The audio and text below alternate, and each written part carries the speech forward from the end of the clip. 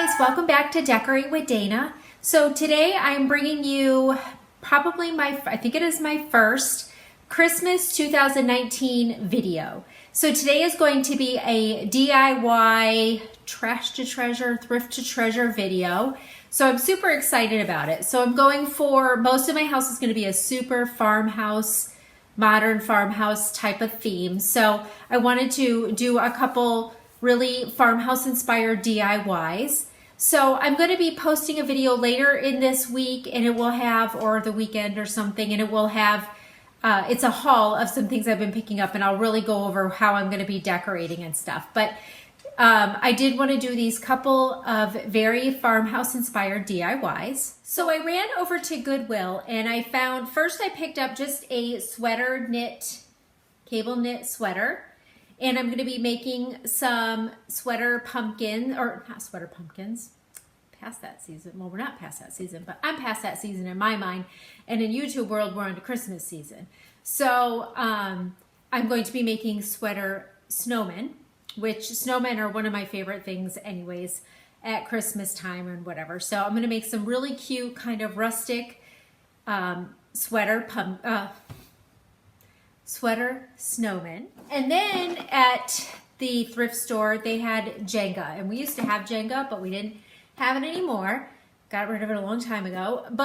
And I think it's missing a lot of the blocks. But these blocks are perfect for DIY projects. So I got it for like $1 at the thrift store. So we're going to make some ornaments out of these. So we'll get started. I think I've got to drill holes in these, so we're going to go drill holes in a few of these, and then I'm going to paint them, have that dry, and then we'll start on the sweater pumpkins while the blocks are drying. All right, so let's get started.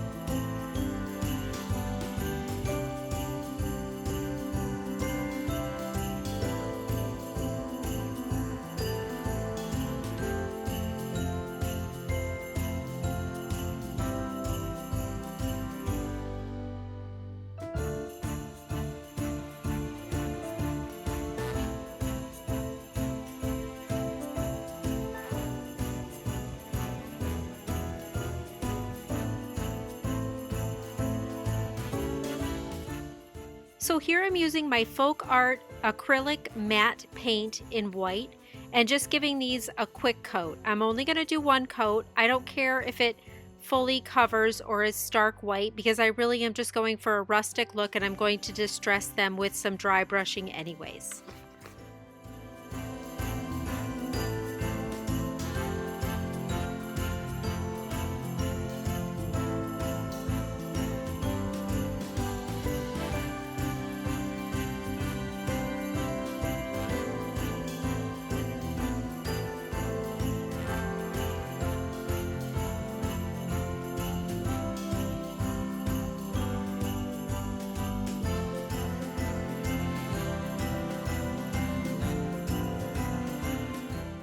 So now I'm going to start on the sweater snowman.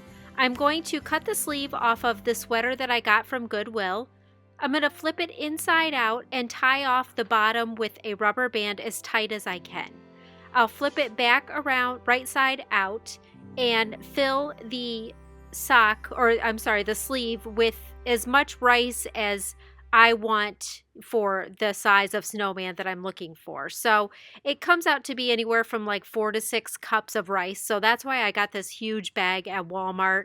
And then I can make a few pumpkins, here I'm saying it again, a few snowmen out of this. And, I don't have to worry about paying too much. This bag of rice was like $4 for 10 pounds. So once I get it to the size I want, I'm going to cut off the extra and then tie it off with another rubber band as tight as I can.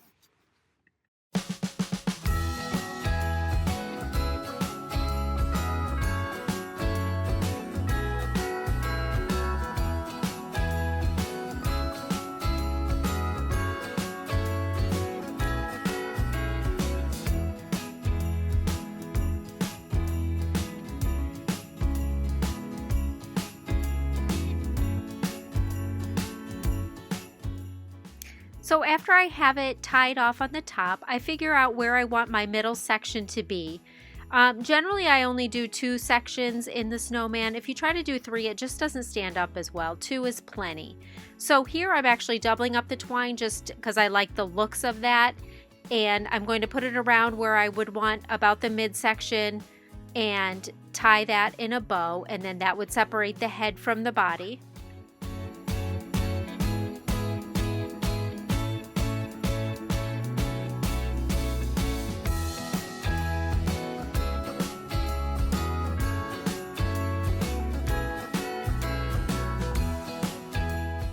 So here I'm going to cut the sock about the size of the hat that I want, and the cuff part will be the bottom, that part that sits on the snowman's head.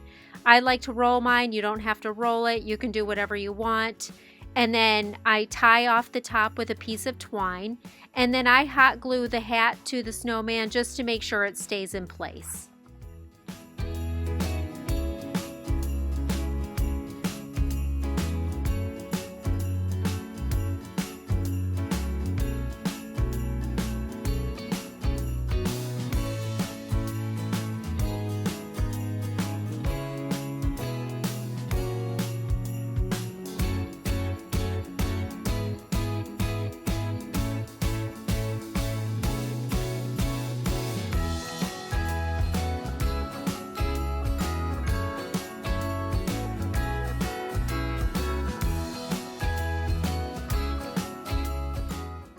So here's where getting the snowman gets fun, and you can personalize it to whatever you want. So here I'm just adding this little paper flower embellishment onto the hat, and then I'm going to use my Sharpie paint pen to do the eyes. You can do, if you have eyes, you can glue them on. This was just easy. I wanted small little dots that were somewhat close together. So I did that. And then I couldn't figure out exactly how I wanted to do the nose. So then I just took an index card, covered it a little section with orange Sharpie, and cut out a little triangle nose, and then just hot glued it onto the snowman. And then I added black buttons, but again, you could add whatever you want. You could add more flowers for buttons, you could add sticks for arms, you know, however you want to do it. I kept mine super simple and just added the buttons and the little flower embellishment on the hat. And then you'll see on my next one, I switched that one up just a little bit.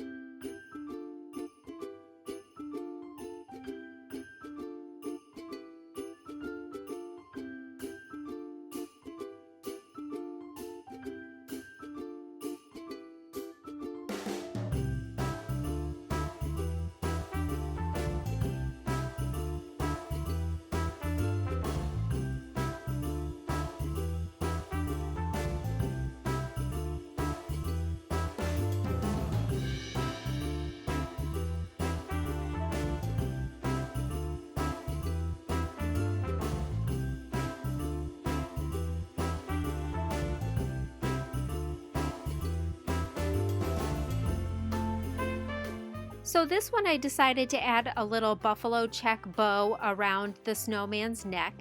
And then on her hat, I had these little letters. They look almost kind of like Scrabble tiles. They came from Joann's. I've had them for a long time.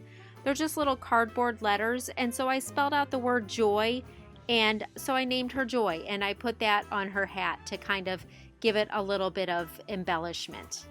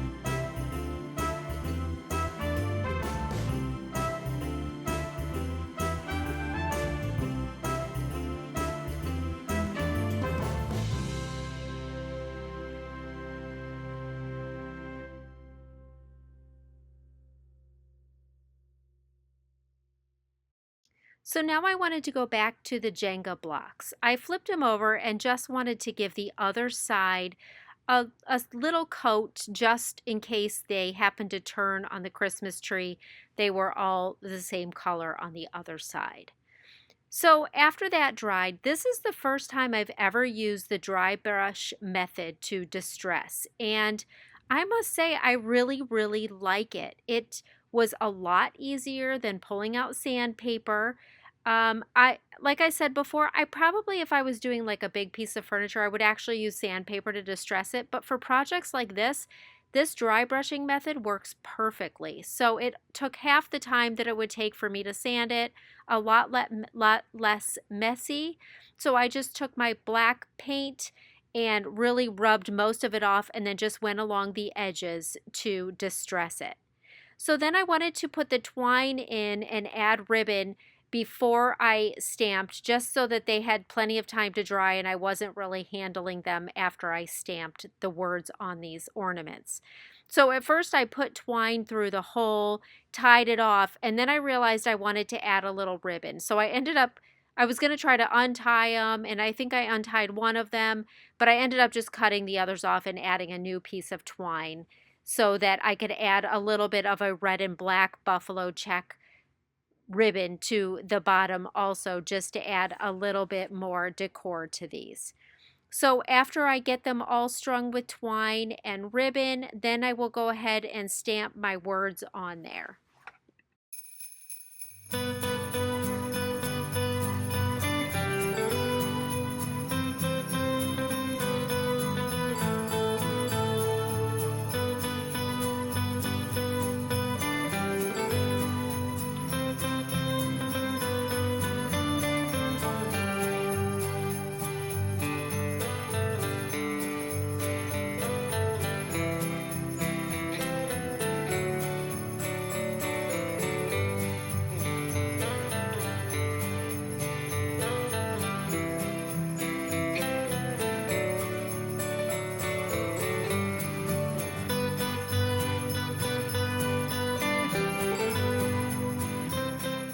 So when it came time to stamp these, when I did the first one, I was doing the word joy, and it always takes me a few minutes, my first project, to kind of get it right. So my O was a little messed up, so I just took a little tiny tissue with some water on it and was able to wipe it right off and then just go ahead and restamp it. So after I did the first one or two, they went much easier. It's just always hard to try to get it lined up exactly right, the first project that I'm doing.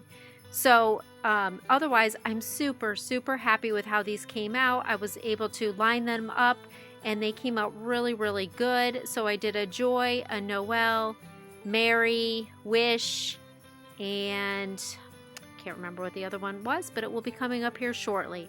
So these were super easy. These are the stamps that I got at Michael's, and they're like the typewriter stamps, and they're all lowercase. And then I just used a regular ink pad that said it could be used on wood as well. So then I knew it would dry okay. So I think these turned out super farmhouse, very rustic looking, and I'm really, really pleased with how these ended up coming out.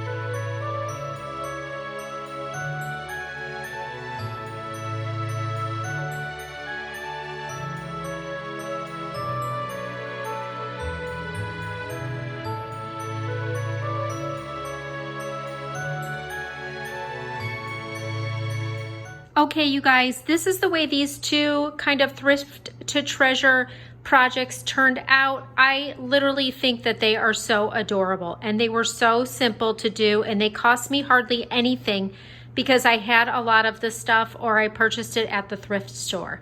So these sweater pumpkins you saw were not pumpkins. Why do I keep saying pumpkins? These sweater snowmen were so easy to make, and they are just so adorable. And of course you can customize it however you want. You can put any kind of embellishments on them, you know, anything that you want. So I kind of stuck with my neutrals, my whites, grays, and blacks, but you know, whatever works for you. If you're doing other colors, put cute little buttons on of red or green or blue or whatever you're doing. So I think those turned out super cute, and I love how farmhouse and rustic these little ornaments turned out. I think I'm going to, since I have a ton of Jenga blocks left, I think I'm going to do all of the reindeer on each one, the names of the reindeer on each one, on a different one. So anyways, I think these are super cute. I'm totally in love with that dry brushing method to distress. I mean, I wouldn't probably do it on furniture, but on small projects like this, I think it really gives it a nice aged look, and it was just so much easier to do than sanding the whole thing. So let me know what you guys think of these super rustic farmhouse inspired thrift to treasure projects. Thank you guys so much for watching, and I hope you enjoyed my first Christmas video in a series of a whole bunch. If you guys enjoyed this video, I hope you'll share it with your friends and family. If you are new, I hope you will consider subscribing for a lot more videos like this, and decorating and shopping and vlogs and everything else. So thank you guys so much for watching. Have an amazing day. Follow me on Instagram at Decorate with Dana. I will see you guys in my next video. Have a great day.